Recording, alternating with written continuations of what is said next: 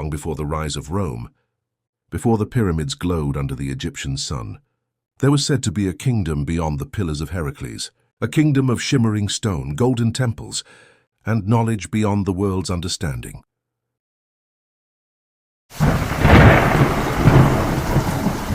This was Atlantis. The Atlanteans were said to be descendants of Poseidon, god of the sea.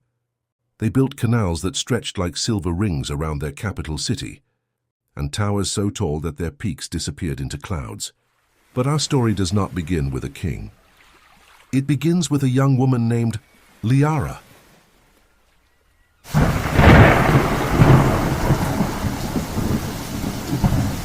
Liara was a cartographer's apprentice, a maker of maps, a student of the tides. Her days were spent along the harbor walls, ink on her fingers and salt carried in her hair. She loved the ocean, but she also listened to it. And the ocean, she believed, was trying to warn them. Liara, soft, worried. The tide is rising too fast. Others didn't see what she saw. To them, Atlantis was eternal, unshakable, protected by the favor of the gods. But Liara felt the sea trembling.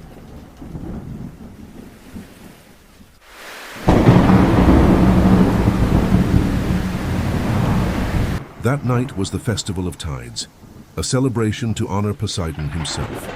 Hundreds filled the grand temple of marble and coral. Golden braziers flickered, harps sang, and King Atlas, tall, proud, and wise, addressed his people. Atlantis stands eternal, blessed by the sea, guided by the gods. Yet Liara felt only silence inside her chest, like the ocean was holding its breath.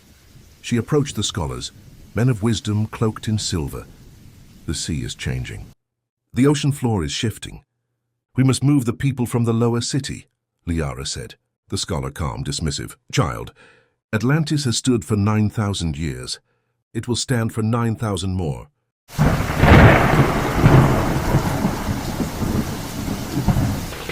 Late that night, Liara returned to the shoreline. The moon cast a silver road across the waves, and then she heard it. The earth trembled beneath her feet.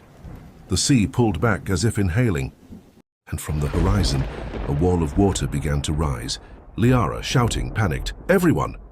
To the high terraces! The sea is coming!" Doors flew open. Torches lit. Voices rose in confusion and fear. Some followed Liara, but many, too many, did not understand. The wave struck. Stone towers shattered. Ships were thrown across streets. The harbor disappeared beneath roaring, unstoppable water. And still, it was only the beginning.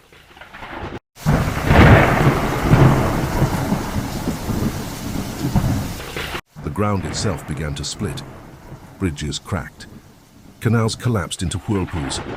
The great temple of Poseidon shattered, its golden statue crashing into the sea.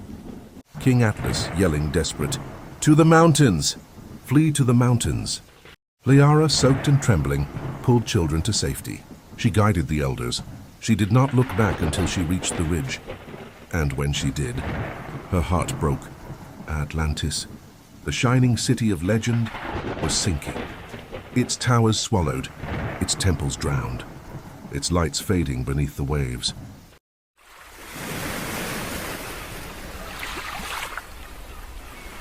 Liara and a handful of survivors journeyed east. They reached the shores of Egypt. They told their story, but many did not believe. A city of silver canals? A kingdom lost in one night? It sounded like myth. And so Atlantis became a story, a legend. A whisper passed from one generation to the next. But Liara remembered, and she taught others not to fear the sea, but to respect it. For no empire, no matter how mighty, is beyond the reach of nature. And even now, on quiet nights, when the tide is low and the moon is full, sailors say they hear bells echoing beneath the waves. Atlantis may be gone, but the sea remembers.